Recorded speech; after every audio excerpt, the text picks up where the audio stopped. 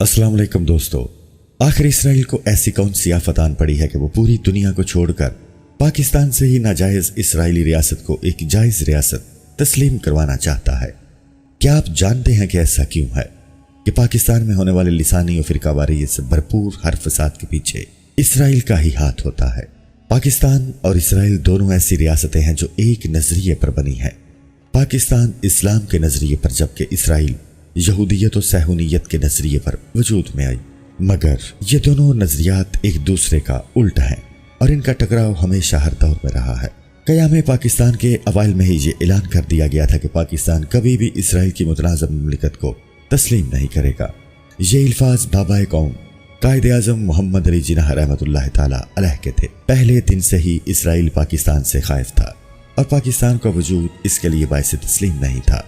पाकिस्तान के पहले वज़ीर आज़म सर लियाकत अली खान को एक बड़ी रकम बतौर इमदाद का लालच भी दिया गया था, जो उस वक़्त अरबों डॉलर मालियत की रकम बनती थी।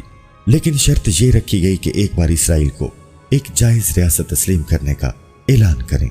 मगर लियाकत अली खान ने उसी वक़्त बड़ी सख्ती के साथ ये बात वाज़े कर दी थी कि पाकिस्तान इसराइल को तस्लीम कर ले, ऐसा होना किसी भी सूरत मुमकिन नहीं हो सकता और पाकिस्तान कभी जायज़ कानूनी रियासत तस्लीम नहीं करेगा। अब यहाँ पर यह सवाल उठता है कि आखिर इसराइल को ऐसी कौन सी आफत आन पड़ी थी कि वो सारी दुनिया को छोड़कर पाकिस्तान से ही खुद को क्यों तस्लीम करवाना चाहता था, और आज तक यही चाह रहा है कि पाकिस्तान उसको जायज रियासत तस्लीम कर ले।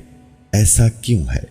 ये बहुत ही आम सवालात हैं, मगर इनके जवाबात बहुत ही खास हैं। मोहतरम और प्यारे पाकिस्तानियों, पाकिस्तान बनने के कुछ अरसे बाद ही इसराइल के वज़ीर आज़म डेविड बेन गूरियन ने अपनी साहूनी कौम को मुखातिब करके कहा था कि तुम्हें अरब कौम और अरब ममालिक से कभी कोई खतरा नहीं होगा। अगर किसी कौम या मुल्क से इसराइल को खतरा है तो वो पाकिस्तान है। अगर इसराइल को ग्रेटर इसराइल बनाना है तो तुम्हें पाकिस्तान के वजूद को हर हाल में मिटाना ही होगा। गूरियन की ये नसीहत सहूनी यहूदियों ने नस्ल दर नस्ल परवान चढ़ाई है और आज भी उसी पर कारबंद है और पाकिस्तान को मिटाने के लिए नित नए हरबे तलाश कर रहे हैं। सोचने की बात यह है कि जब आखिर उस वक़्त एक गरीब परेशानियों और मसाइल से दो चार लुटे फटे इस मुल्क पाकिस्तान से इसराइल को क्या खतरा हो सकता था, जबकि उस वक़्त हमारे पास उनके जैसे हथियार और तरबियत याफ्ता अफवाज भी नहीं थी और ना ही एटम बम का तसव्वुर था। मगर अरब ममालिक उस वक्त भी तेल की दौलत से माला माल थे और इसराइल को टक्कर देने की पोजीशन में भी थे। लेकिन यहूदियों की कमाल जहानत और चालाकी से अरबों की हुक्मरानी में अय्याशी और फहाशी का ऐसा जहर घोला गया कि वो इसराइल के खिलाफ बोलना भी गुनाह समझने लगे। अरब ममालिक को यहूदियों की बैनुल अक़वामी सरमायादार कंपनियों के जरिए दौलत की रेल पेल में ऐसा मस्त कर दिया कि अब उनको इन सब चीज़ों से दूरी मौत से कम नहीं लगती। पाकिस्तान को हर तरह का लालच देकर आजमाने के बाद आखिरकार 1965 में हिंदुस्तान के जरिए पाकिस्तान पर रात के अंधेरे में खून रेज हमला करके बाकायदा जंग का आगाज कर दिया गया और हिंदुस्तान की हर तरह से मदद की। मगर अल्लाह ताला ने अर्ज़ पाक की पाक अफवाज को गैबी ताकत के जरिए नुसरत अता फरमाई और अल्हम्दुलिल्लाह उन्होंने दुश्मन को मार भगाया। हमारे मुल्क के सियासतदान यकीनन बहुत अरसा पहले ही इसराइली मालो दौलत के लिए दीन और मिल्लत को फरोख्त कर चुके होते, लेकिन पाकिस्तानी अवाम की तरफ से आने वाला शदीद रद्द अमल और अफवाज पाकिस्तान की तरफ से सख्त मुखालिफत का डर हमेशा इन सियासतदानों को ऐसा करने से रोकता रहा, जबकि उन्होंने अर्ज़ पाकिस्तान को इसराइल और उसके दज्जाली इदारों के मोहताज बनाने में कोई कसर बाकी नहीं छोड़ी।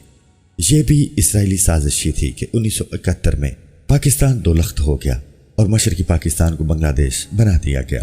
IMF जैसे दज्जाली इदारों ने अपने खजानों के मुंह खोल दिए ताकि हमारे हुक्मरान खुलकर माल इकट्ठा कर सकें और आखिर में पाकिस्तान को कमज़ोर और लागर बनाकर पाकिस्तानी अवाम को अपना मोहताज कर लिया जाए। न्यू वर्ल्ड ऑर्डर एक इस्तिलाह इस्तेमाल की जाती है। हम लोग अक्सर इस पर बहस भी करते हैं, लेकिन इसका असल मतलब कम लोग ही जान पाते हैं। दरअसल न्यू वर्ल्ड ऑर्डर ही असल वजह है कि यहूदी पाकिस्तान के पीछे 70 साल से लगे हुए हैं कि कुछ भी ले लो लेकिन इसराइल की रियासत को तस्लीम कर लो।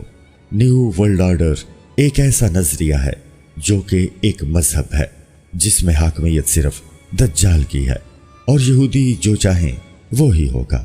न्यू वर्ल्ड ऑर्डर के तहत दुनिया के हर मुल्क को दज्जाल के ताबे होना होगा और हर मुल्क को अपने आइन और मजहब से दस्तबरदार होना होगा। सारी दुनिया का एक ही मजहब पर इत्तिफाक होगा और बदले में आप दज्जाली खजानों के मालिक होंगे। لیکن کرنا وہ کچھ ہوگا جو دجال اور اس کے چیلوں کی مرضی ہوگی۔ اب سوال یہ ہے کہ پاکستان کے لیے اسرائیل کو تسلیم کرنا کیوں ناممکن ہے؟ فرض کر لیں کہ پاکستان اسرائیل کو بطور ریاست تسلیم کر لیتا ہے تو پھر یہ فلسطینیوں کی پیٹھ میں چھرا کونپنے کے مترادف ہوگا۔ یہ ساری دنیا تتر بتر ہو جائے گی اگر آج اسرائیل کو تسلیم کرنے کا اعلان کر دیا جائے، اور پاکستان کے خلاف ہونے والی کسی سازش کا نام و نشان نہیں رہے گا۔ دنیا کی ہر نعمت پاکستان کے قدموں میں ہوگی، کیونکہ آپ دین اسلام سے دستبردار ہو چکے ہوں گے اور دجال کا راستہ صاف ہو جائے گا۔ اگر پاکستان اسرائیل کو تسلیم کر لیتا ہے تو یہودی نیو ورلڈ آرڈر میں کامیاب ہو جائیں گے۔ صرف پاکستان ہی وہ واحد ملک ہے جو ان اسرائیلی یہودیوں کی کارستانیوں کو تسلیم نہیں کرتا۔ 2030 تک اسرائیل کو ہر حال میں نیو ورلڈ آرڈر کو لاگو کرنا ہے۔